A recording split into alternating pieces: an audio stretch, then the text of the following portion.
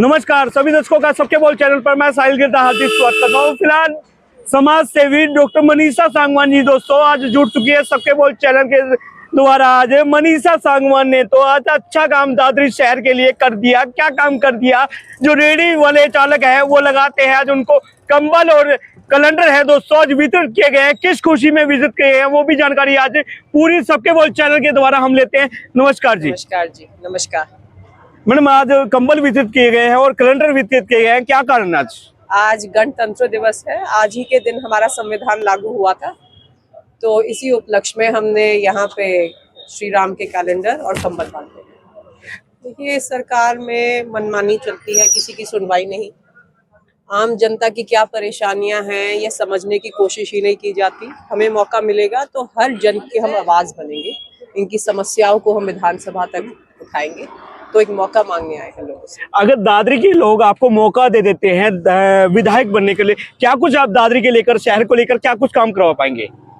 देखिए, नाम का जिला है, यहाँ पे सीवरेज की इतनी समस्या है। सड़कें आप देख लीजिए क्या हालत है सड़कों की। यहाँ पे पानी की भारी किल्लत है। कितने ऐसे वार्ड है जहाँ हफ्ते में केवल 2 दिन पानी आता है। तो समस्याएं ही समस्या है। अच्छे एजुकेशनल इंस्टीट्यूट्स नहीं है, तो समस्याएं ही समस्याएं हैं। तो इन सबके निवारण करने की कोशिश करेंगे। जो काम होने चाहिए मैं उनके बारे में आपको बता रही हूँ। यहाँ पे सीवरेज की बहुत बड़ी समस्या है। पानी की निकासी नहीं होती। एक महीना बारिश के मौसम में पानी सड़कों पर खड़ा रहता है, वो सड़ जाता है। और यहाँ पे पानी की भारी किल्लत भी है। यहाँ पे अच्छे एजुकेशनल इंस्टीट्यूट्स नहीं है, तो ये सब, और बेरोजगारी बहुत है।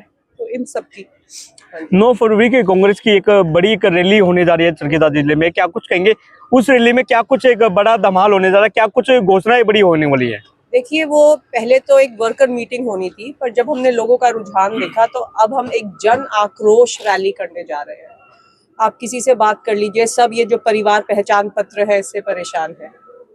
हमारे युवा आप गांव में देख लीजिए, MSc BSc बच्चे घर बैठे हैं। और ये डी ग्रुप की जो भर्ती है ये भी एक मजाक है, क्योंकि आज MPhil PhD बच्चे डी ग्रुप में भर्ती होना चाहते हैं। MPhil PhD डी ग्रुप में भर्ती होंगे तो 12वीं पास कहाँ जाएंगे आप बताइए?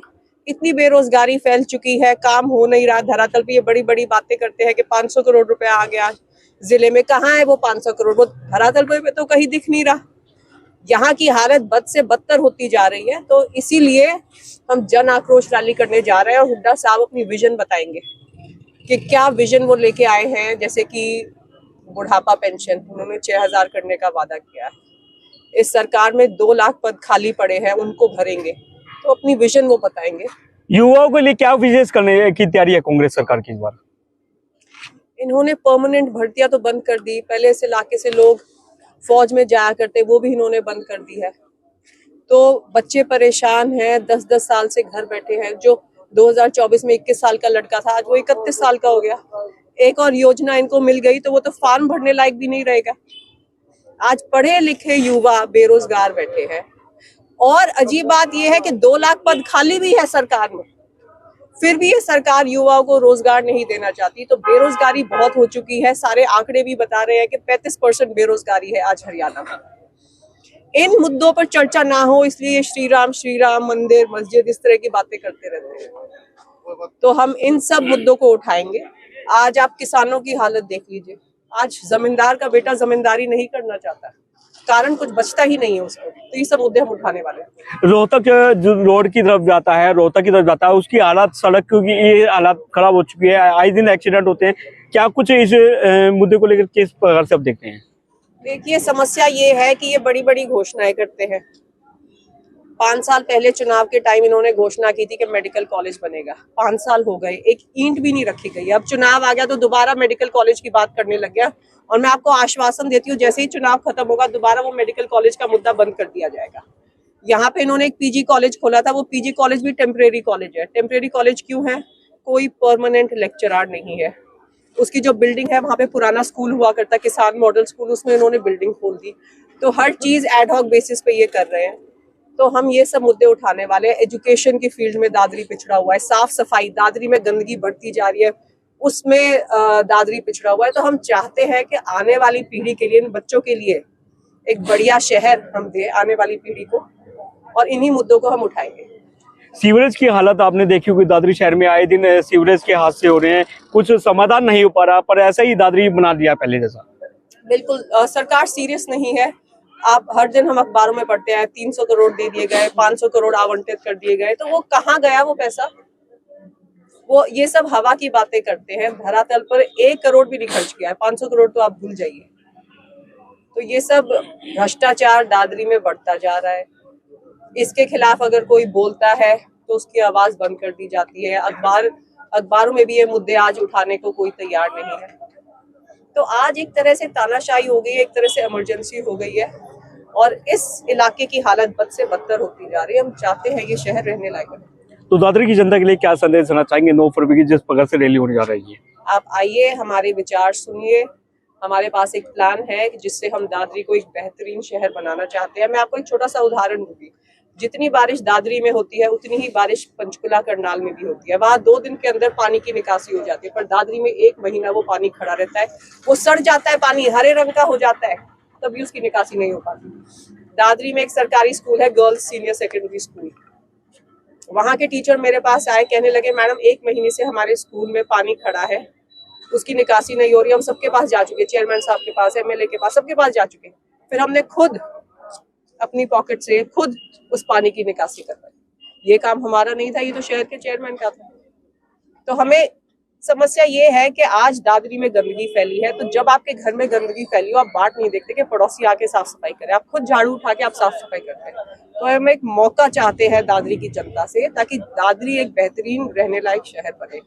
दादरी से सबसे ज्यादा कमाई होती है हरियाणा सरकार। हमारे पहाड़ों को इन्होंने खोखला कर दिया और बदले में हमें कुछ नहीं मिल रहा। जो पहाड़ों के आसपास के गांव है, वहां के बच्चों को दमे की समस्या, क्योंकि इतनी धूल मिट्टी उड़ती है।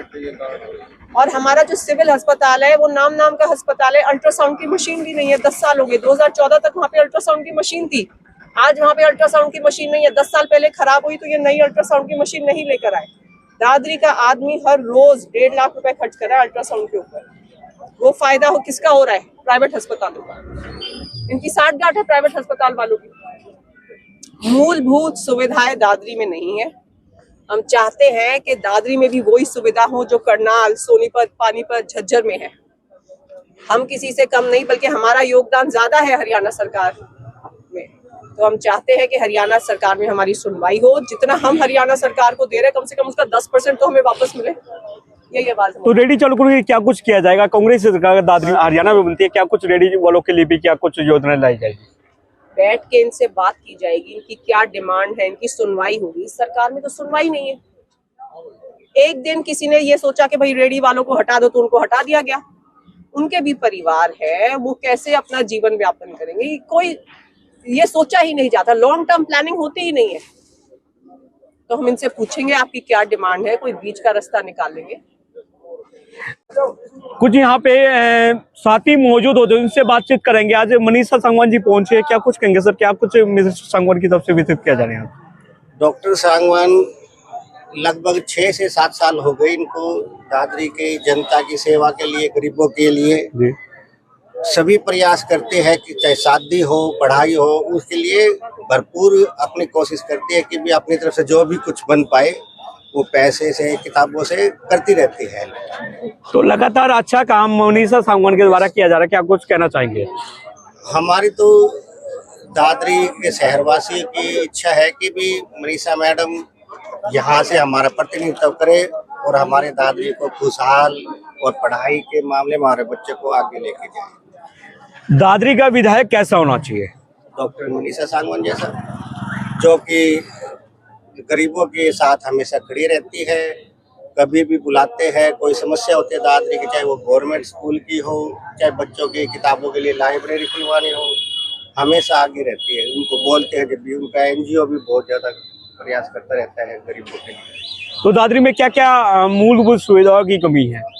मेडिकल कॉलेज की है, रोड की है, स्वच्छ जल है, बिल्कुल भी नहीं मिल पाता है। सबसे पहले तो मूलभूत जो स्वच्छ जल होता है, सबसे पहले तो हमें वही, बहुत काला पानी आता है सप्लाई का, जो कि शरीर के लिए बहुत हानिकारक है। यस। क्या नाम आपका? मेरा मनोज। जी, धन्यवाद। तो सुना दादरी वासियों की क्या डिमांड है। विधायक को तो चरखी दादरी का डॉक्टर मनीषा सांगवान जैसा हो, जो गरीबों की मदद के लिए आगे रहती है। दोस्तों आप लोगों ने सुना होगा, यहाँ पर कुछ लोगों ने क्या कुछ यहाँ पर कहा।